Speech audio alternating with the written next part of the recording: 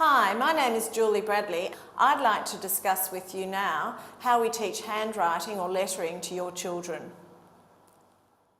and teach them how to be a good writer.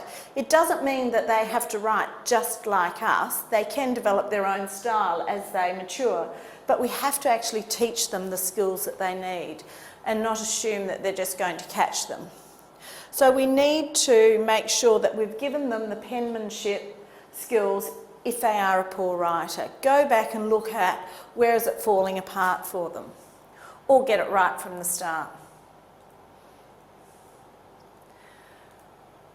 So we need to make sure that they have the prerequisite skills that they need, that they know the letter formations, how a letter is formed correctly. So at home, if you could just keep an eye on when they are forming letters that they are doing it correctly, and then correcting them if there is a problem. They need to learn how to link as soon as possible, probably in the middle years that will start, and eventually they will develop a fluent and personal style. But until they start letter formations, ensuring that they have these prerequisite skills is so very important. And there's quite a bit that we can do as parents to input there. So these are the things that your child needs. They have to have good posture and balance, so that when they're writing, they're sitting with a good upright back, that their elbows can rest comfortably on the desk, their feet should be able to touch the floor, and they should have good writing tools. Triangular pencils are fantastic, fairly easy to get in most shops now. You can get triangular printing pencils and coloured pencils, and when they actually get to this writing stage, having a variety of tools for them to use is quite ideal. So sitting with the head back so that they're not too close to the paper, and of course if you did notice that they were sitting too close to the paper, be probably a good indication that they need a visual test done. So how do we get good balance? Walking on little walls, walking on the curb when we go to the park, lots of balance activities. Sitting on a swing, they have to constantly readjust their balance position. Going down a slide demands good balance. Walking across a bridge that moves as they go. There are lots and lots of ideas that you can probably think up to do with your child that involves simple activities such as this. Fitness activities too, so that they have that good upper body strength to sit with good posture. Little things, very cheap and easy, these moon hoppers or jolly hoppers that you can have in your backyard, and dizzy giddies, trapezes, monkey bars, even trampolines if you've got one at home, making sure that they use them correctly. Just a whole range of activities, getting them involved perhaps in some organised activities such as swimming, taking them to the park nearby where there's a good adventure playground where they have to use a good variety of different muscles and skills is wonderful. So perhaps using your whole community to access some different playgrounds where you can cover some different skills. Eye-hand coordination, of course, is essential, and this is a little girl playing with a balloon ball, which we talked about in the P&P talk, and manipulating a good variety of play equipment, Lego, Duplo, that sort of thing. And body image and control, encouraging them to think about how their body's moving and how it's moving without having to look and check. So that these children, when they sit at the desk to start work, they can sit in the chair, they're going to know without looking to check that their feet are on the floor, that their bottom is in the chair, that their paper is in front of them, that their spare hand is holding the paper so it doesn't move when they write, and their writing hand is well positioned. The paper's in the position at the angle that it needs, and they can move their dominant hand across the page as they write.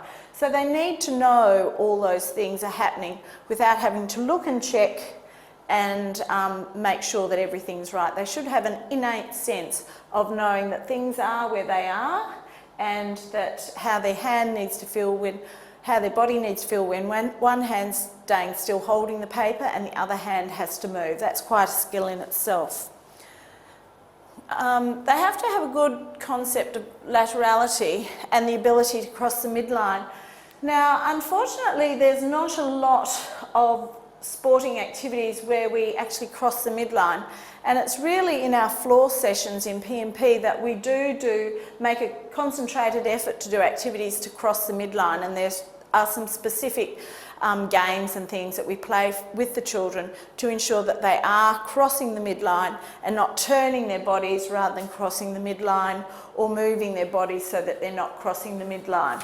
So we really need to make sure that the child is able to move from one side of the body to the other with their hand and with their eyes as they move across a page of work when they're reading or writing, and being able to go back to the start. So it's quite a challenging thing for some of our younger children. So lots of work with scarves or bean bags or balls, those little streamer packs that you get, the cheer girls have, where you put some music on and they dance or they play to the music and they move, and you encourage them to go from one side of the body to the other in as many wonderful ways as you can think up. So this girl's just doing a little walk along the rope. So her feet have to cross to the other side of the body. To make that a little bit harder, you could ask them to do it backwards or add big arm movements. And when they add the big arm movements, it must be opposite leg to foot, opposite foot to hand, sorry. Then you get some really good activity happening.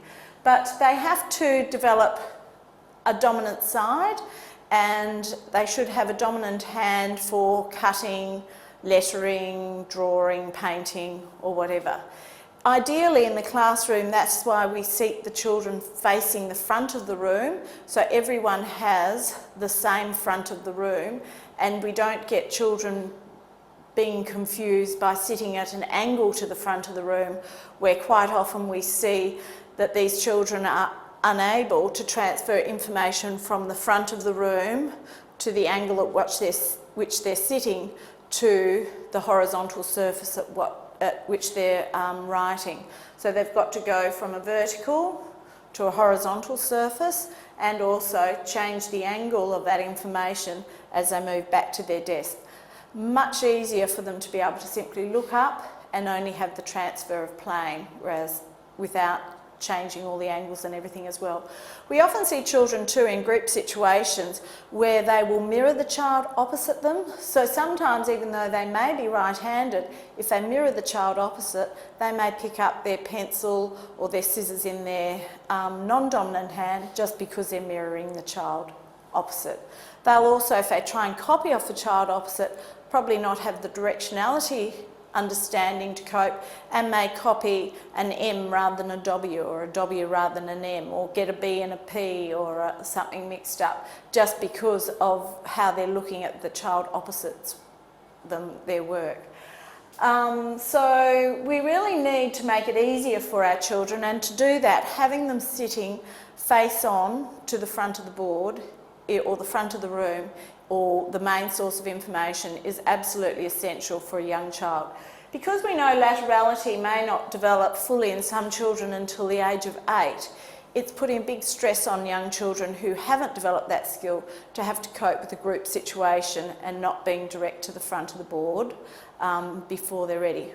If you need to, you might see them moving into groups after that, but from also a visual and an auditory point of view, it's best that they sit in rows too, but particularly from a handwriting point of view. Okay, so directionality and an understanding of how letters are positioned in our lives is very important. The line, once we go to a line in lettering, we're giving a letter its position. So we always use lines when writing, because otherwise it's hard to tell one letter from another.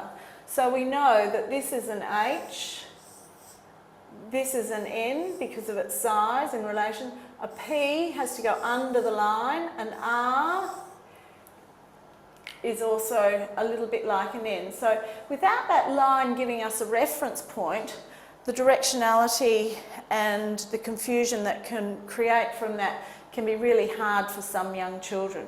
So we do lots of activities in P&P where directionality is involved, so they understand how to complete letters and how to transfer the information.